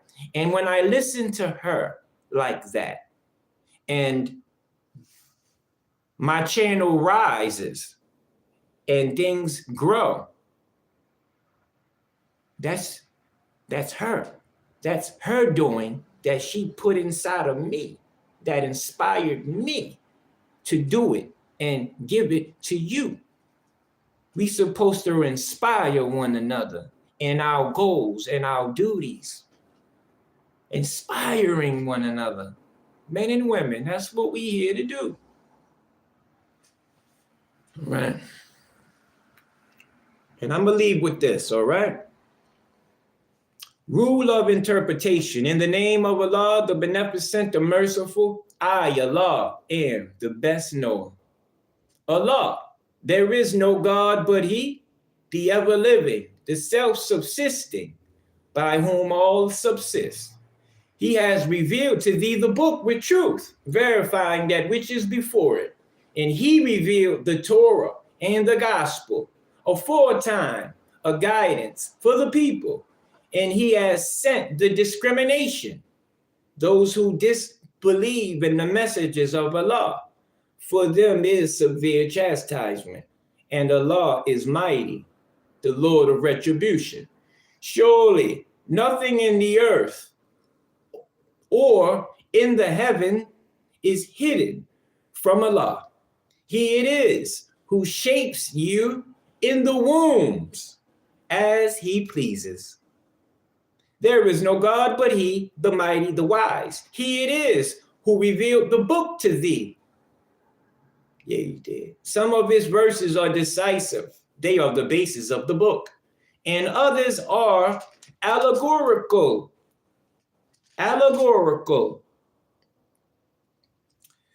Then those in whose hearts is perversity followed a part of it, which is allegorical, seeking to mislead,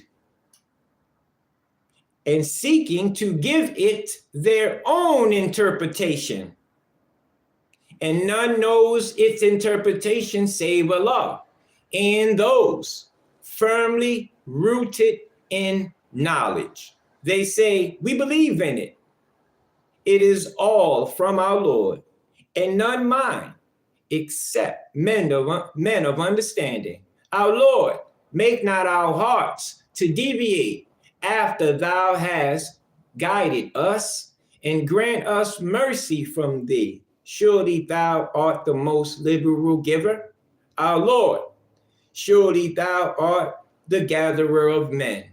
On a day about which there is no doubt, surely Allah will not fail in his promise. Yeah, the book itself, the Quran, is two-sided. It's decisive, meaning no doubt in it, and some of it is allegorical, which means figurative, symbolic. It could stand for many things. It's past, present, and future. It's allegorical. It's symbolic. You can use your imagination on the aspect of it that is allegorical. He made that part for those who disbelieve, so they can read it, so they can find error in it. So this is how my Lord plays them, right? He gets them to mislead people in the book by explaining the aspect of it which is allegorical. But the more they try to explain the Quran being falsehood, the more they read, the more their heart begins to believe in the word. The more they seek to find that surah in here that destroys the whole Quran, that big contradiction that they're looking for in here, that driving, looking for that. In that driving, their hearts is reading this. So before they know it, they're going to be a believer. They just being brung to it in a way where as though they're the enemy. You understand that? That's allegorical.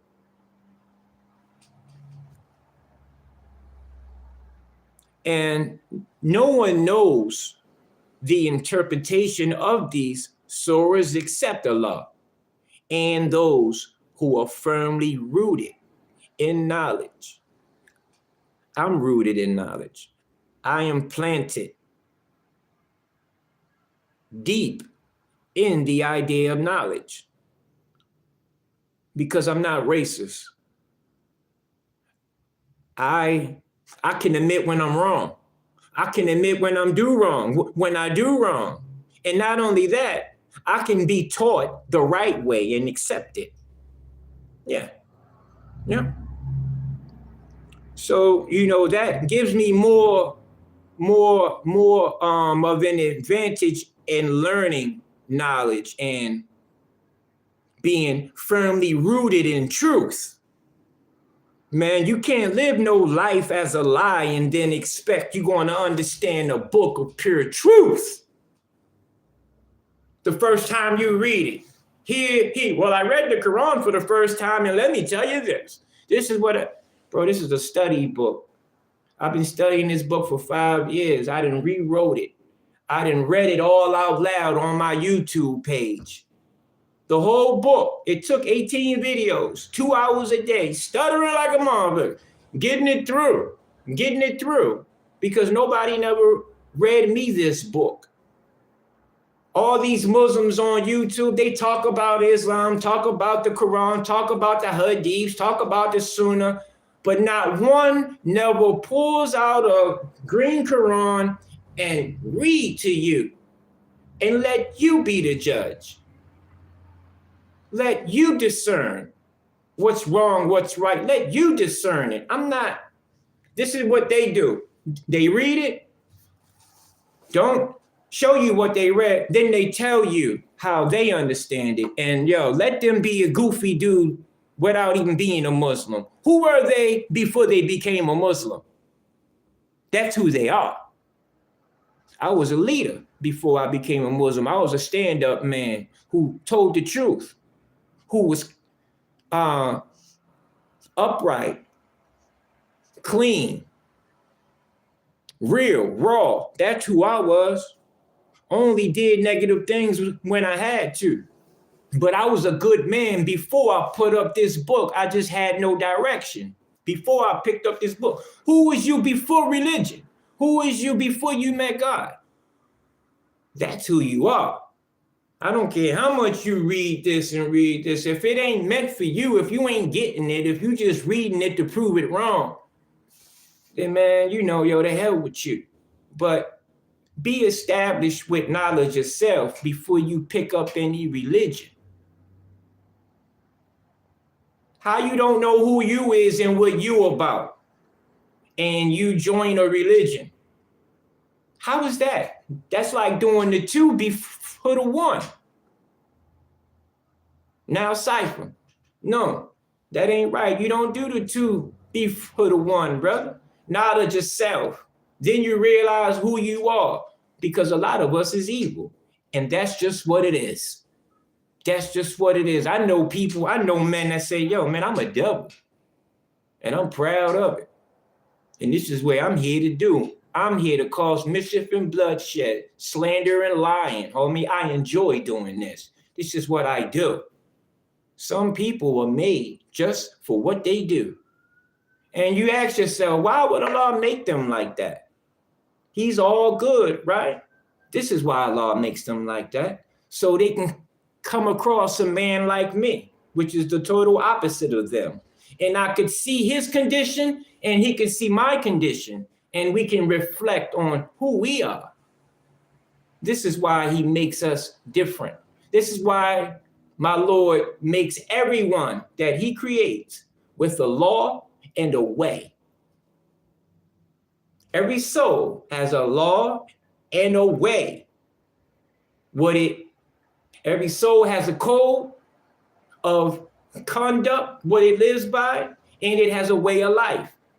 It has a law and it has a way. My law is Islam.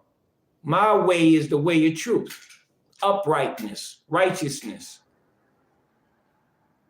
My law is treat others how you want to be treated. I want to be treated with goodness and respect. So that's what I give. And when I don't get it back, you get cut off, period. I don't linger around and hope that one day you might return the respect. No, I'm not playing myself and acting like I see a hope in your eye, like a twinkle of hope. Some people are just who they are. And you just have to accept that and let them go. It may be your mother, your father, your brother, your sister, your kid. They're just who they are. Accept it and move on. If it's meant to be, it will be. All you can do is keep yourself up and be an example on upright living. Everything you spoke to them that they didn't believe, live it and become it. So when they see you living it and becoming it, they gotta submit. And if they don't, they just gonna hate you. So fuck it. Excuse me. That's it. Don't never let them dictate how you treat them, depending on how they treat you. You do you all the time, and your Lord will reward you. You know, it takes a lot of heart, you know, to go against the grain, to not be with the group, with the majority. It takes a lot. Being alone make you strong. Yet, it can make you a little cooked up. This is why you need guidance. You need guidance. There's a lot of real dudes out there, good hearts, but they just cooked up. And they get the book and they screwed on tight. They ready to go. All right. Screw your bulb on tight. Screw it on tight. You screw it on halfway, you're gonna have light, dark. You know how the light go when it's screwed in halfway, it flickers. Don't flicker. Be screwed on all the way so you can illuminate. Yeah, all right? And what source are you plugged into? I'm plugged in to Allah. That's my source of power that I plug into to recharge Brent, like our phone. We charge it in the wall. I charge up reading my Quran. Same thing. We both looking for power. Empty of power, right? The phone empty of power. About to shut off. It needs power. Same thing with the human. I'm about to shut off, meaning I'm about to kill. I'm about to do wrong. That's when I'm low on power. I got to charge up. How do I charge up? With truth. Truth is how the righteous charge their battery. All right, let's do the prayer. Bismillah ar-Rahmanir Rahim. Alhamdulillah Rabbil Alameen. Ar-Rahmanir Rahim. Maliki Yawmuddin. Iyaka na'budu wa iyaka nasta'in. Idina siratal mustaqim. Siratal ladina an'amta alayhim. Ghayril maghdubi alayhim wala dallin. A'udhu billahi minash shaitanir rajim. Ameen. In the name of Allah, the Beneficent, the Merciful, praise be to Allah, the Lord of the worlds, the Beneficent, the Merciful. Thee do we serve, Master of the Day of Judgment. Thee do we serve, Thee, and Thee do we beseech for help. Guide us on the right path, the path of those upon whom Thou hast bestowed favors, not those upon whom Thine wrath is brought down upon, nor those who go astray. I seek refuge in Allah from the accursed Satan. Ameen.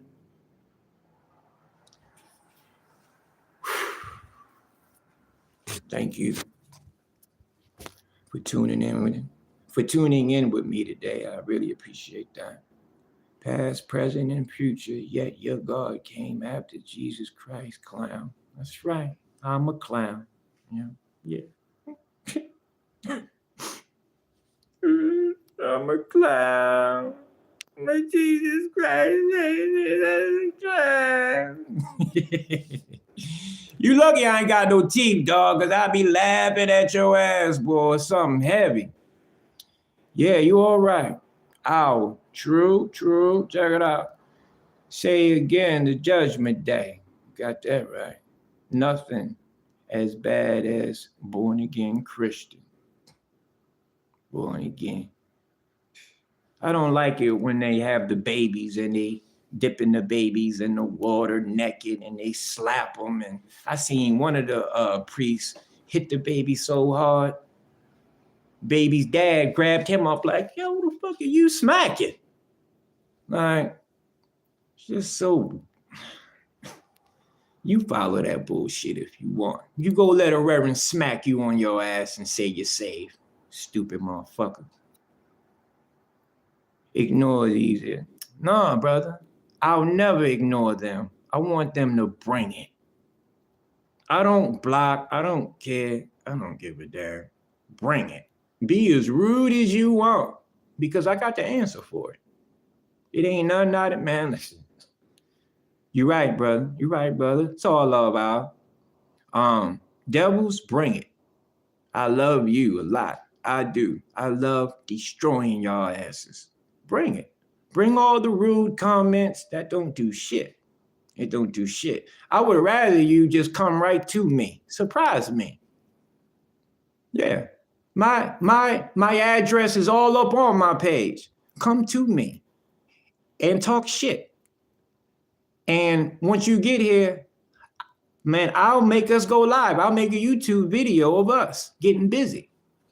I'll break your shit. Believe it. And you'll come here to me, so you'll be looking like the aggressor. And I ain't going to jail after that. You came to me for your ass whooping. Or death. One of the two. I don't play. I'll burn you down. And I don't use guns in bare hands, baby. Bare hands. Did not Moses knock a man out to death? I got that Moses strength. Knockout power. See what my people's talking about. Lord Akbar, peace to the righteous, brother. Only God is truly appreciative. Jesus Christ shall be saved in thy house. Even in thy house. Oh, yeah.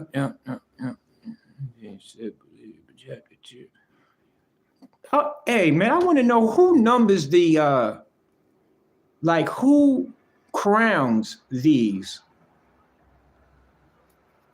remarks on here. I thought that it was like somebody else that hits the star to let you know that you're number 1, 2, 3. No, it just does it on its own, huh? Okay. It just does it on its own. Owl, man. It's been wild out here, man. You keep your head up out there, man. Real. All right. And I read all y'all stuff, man. It's more love on here than hate. Love you too, brothers. I do. Love meaning respect. Yeah. Respect. I respect you. And you probably ask yourself, how, Brent? Why are you lying to me? You don't know me. So how you respect me? Well, easy, brother. I know I don't know you, and I know respect is earned. But I know that you can show respect by not disrespecting. And I'll start with that. Yeah. You know, dudes like, what's his name on here? What'd he say about you? Where'd he go? Yeah. 6 Buzz. I don't know. Wendy Low Bet. Hey, baby girl. 6 Buzz purifies. God guides those who purifies themselves, and God does not guide the disappointed. I love that one, boy. I know why you number 1 on here, Damien. All right, y'all. Creation number 1. I don't know what the hell that means. Well, you are a joker. I guess that's him laughing hearty, I guess. Maybe he's a fat dude. Like, I don't know. This is how I try to put it together. You guys is enigmas, man. You don't know if it's real people or the AI running their mouth, you know? I don't care who it is, you know what I mean? I rap with the AI too. He's seeking, he can come get this teaching too. Shit, don't matter to me. This is why I'm laying it on this phone here. The book ain't on this phone, written, spoken out of a soul. The book is written, read on here, on YouTube, on other channels, yeah, but it's read through AI. And it's monotone. It ain't read out of a man like me. I downloaded Islam into this Android. I call them the Android. I call it on, right? My phone, my Android. I call them on, right? You know, and Lil, Inky, on, all them, right? Because this is with them. This is how they keep track on us. Don't y'all know that? Don't y'all know that this internet thing was not made by what's his name? Jobs. No. This was given to him by the jinns. Yeah. This is entertainment with the jinns, you know? Yes, this device here keeps you forever. I was just telling my girl yesterday, right? I said, yo, babe, you know, I'm making my YouTube page because this is how I want to be remembered. Giving a message, doing a good thing, you know, yeah, man, like I got other memories, but when I die, nobody ain't gonna remember me. My name won't be remembered and honored, you know what I mean? So what can I do that can make it last forever? What can I do that can make an impact on this world when I'm gone? Make a page. You want to know what this man was about? See what he has made with his hands. That's how you can tell who a man is, what a woman is, what she studies, what they make with their hands, what they create, what have they created. This tells you who a person is. So, you know, I want to leave this page of a man, regular man, speaking his heart out about his life and his Lord. One day this will hit. You know, it hits the ones that it need to reach. All the other ones, it's okay, man.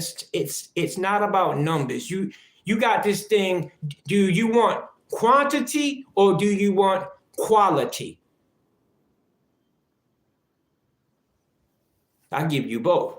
I got 2,000 page YouTube page. In a half a year, I done made over 2,000 videos every day, studying, sharing with strangers on here. And I'm not getting views. I'm not going viral. I didn't expect to go viral, but I don't get views. I don't get likes. I just get spit on. Does that discourage me? Hell no. I would have been stopped in July if that was the case. So that tells you, wow, no matter if we watch Brent or not, he gonna still do him. He gonna still get it. And I'll just see it when I get around to it. But I can bet my bottom dollar that he didn't quit because nobody cares. A lot of people like that. Man, if they're not making instant manufactures, if they're not getting instant results, they put it to the side and it's over with. Oh, fuck them. No, this is an important channel. I'm giving you the message of Allah. I can't play with this. I cannot be selfish with this. I gotta be sincere and genuine. And I want to be remembered by this page. I do, not because of me robbing people or me having women or how much money I've made and what materials I've had and how many women I done had. All that shit get forgotten. It means nothing in the grand scheme. Have you saved any lives rather than yourself? Have you enlightened anybody? Have you Have you ever helped the old lady across the street with her groceries going in her house? Have you ever lent a hand to a child? You ever helped a stranger? You ever picked up trash around your neighborhood to keep your community upkeep? You ever do things to promote healthy living and nobody told you to do it? You just did it on your own? Do you move like that? No, you don't. You need to start. You need to start. Like a lot of us don't want to appear different, because if we be ourselves, we're going to appear different. And if you're different, you're inadequate. And when you're inadequate, you don't belong to nobody. And then when you don't belong to nobody, you're alone. And when you're alone, you don't have no God. You self-destruct. So follow your heart. And I'm going to leave it there. Thank you for all the love. Damn, 2 hours and 30 minutes. Does Brent know how to run his mouth or what? We got a lot of knowledge on here today. And I want to thank all y'all, man, for showing me love on here, man, and rapping with me. Negative and positive. Bring it all. Because all of it's good work. All of it. And even when you're being rude to me, listen, I know. It's actually from your heart. You mean it. That's why I respect it. You mean it. Even if it is negative, you mean it. And that's good. Be real with me, even if it hurts me. Be real. I'll deal with that. But keep it real with me. All right. Let me get out of here. Assalamu alaikum. Wa alaikum salam. Love all y'all. Love all y'all. Much respect. And y'all stay strong, man. Love your children and love your woman. Make your bed in the morning when you wake up. All right. One love. Peace.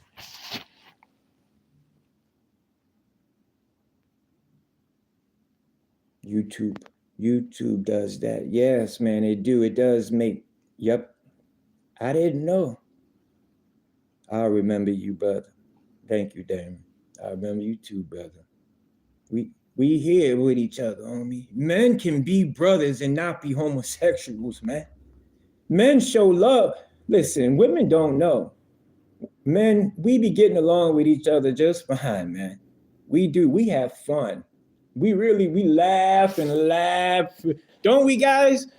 Well, everything becomes funny. Once you've endured so much pain, it's like everything is comedy. Everything becomes comedy. But, yeah. We got all good hearts. And I see your heart. I do. Right here on the side, all of them. That's all your hearts to me. Send that heart back. I'm your brother, Brother Brent. You ever need me? Well, not need, but need any help, guidance, somebody to rap to, message me, man. I'll message you back. You know what I mean? I'm not Hollywood YouTube. I'm not YouTube Hollywood, man. I'm a real person. A nobody. You heard? And I'm not trying to act like YouTube making me somebody, man. Yeah, man. All right? So rap with me. All right? Salam. Peace.